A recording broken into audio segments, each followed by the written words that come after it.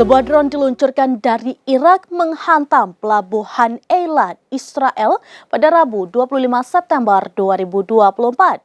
Akibatnya sejumlah fasilitas rusak dan dilaporkan 2 orang terluka. Sebuah drone yang diluncurkan dari Irak menghantam pelabuhan Eilat, Israel pada Rabu 25 September 2024. Akibatnya sejumlah fasilitas rusak dan 2 orang dilaporkan terluka. Rekaman video yang dirilis Hamas memperlihatkan 2 drone berwarna putih diluncurkan ke udara. Dalam sebuah pernyataan, perlawanan Islam di Irak mengaku bahwa peluncuran drone tersebut dilakukan kelompoknya. Targetnya adalah fasilitas penting di Ar-Rashrash, sebuah kota pelabuhan di Laut Merah yang kini dikenal sebagai Eilat. Perlawanan Islam menganggap kota tersebut adalah milik Palestina yang akhirnya diduduki oleh Israel.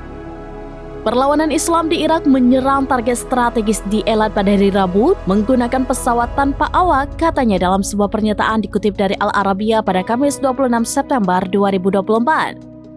Adapun serangan terhadap Eilat merupakan respon atas kekejaman Israel di Palestina dan Lebanon.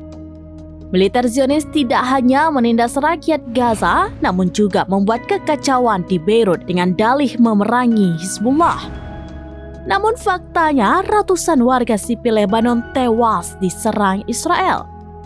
Terkait serangan di Eilat pada Rabu 25 September 2024 malam, Israel mengklaim 1 drone Irak berhasil dicegat. Sementara 1 drone lainnya menghantam area pelabuhan tanpa merinci kerusakan yang ditimbulkan. Demikian informasi terkini Syedara Lun, saksikan terus beragam informasi lainnya. Jangan lupa like dan share seluruh akun serambinews.com. Download Tribun X sekarang, menghadirkan lokal menjadi Indonesia.